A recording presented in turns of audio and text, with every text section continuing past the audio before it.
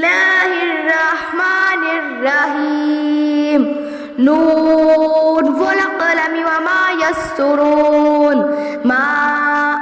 أنت بنعمة ربك بمجنون وإن لك لأجرا غير ممنون وإنك لعلى خلق عظيم فستبصر ويبصرون بأيكم المفتون إن ربك هو أعلم بمن ضل عن سبيله وهو أعلم بالمهتدين فلا تطع المكذبين ودوا لو تدهن فيدهنون ولا تطع كل حلاف مهين هماز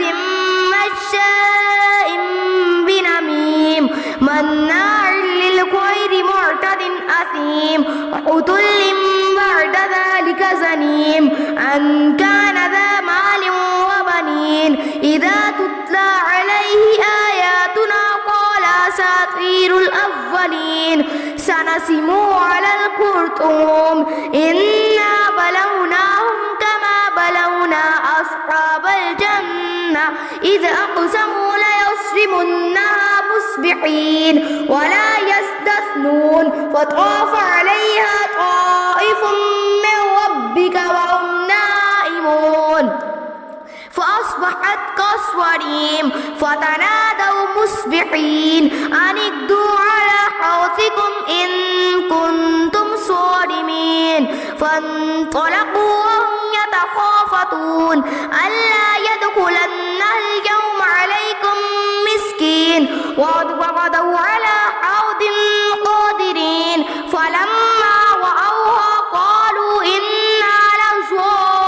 لضالون بل نحن محرومون قال أوسطهم ألم أقل لكم لولا تسبحون قالوا سبحان ربنا إنا كنا ظالمين فأقبل بعضهم على بعض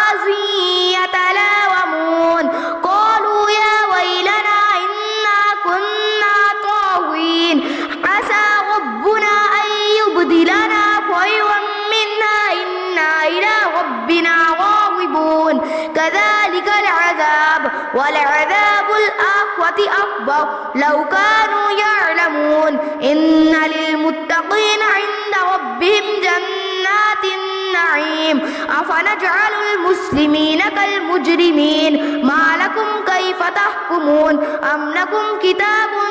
فيه تدرسون إن لكم فيه لما تخيرون أم لكم أيمان علينا بالغة إلى يوم القيامة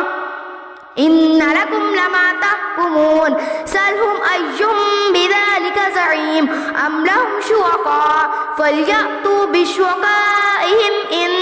كانوا صادقين يوم يكشف عن ساق ويدعون إلى السجود فلا يستطيعون خاشعة أبصارهم ترهقهم ذلة وقد كانوا يدعون إلى السجود وهم سالمون فذرني ومن يكذب بهذا الحديث سنستدرجهم من حيث لا يعلمون وأملي لهم إن كيدي متين أم تسألهم أجرا فهم من مغرم مثقلون أم عندهم الغيب فهم يكتبون فاصبر لحكم ربك ولا تكن كصاحب الحوت إذ نادى وهو مكظوم لولا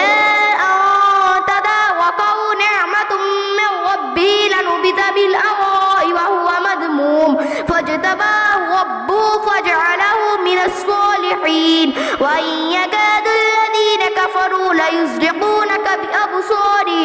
بأبصارهم لما سمعوا الذكر ويقولون إنه لمجنون وما هو إلا ذكر للعالمين صدق الله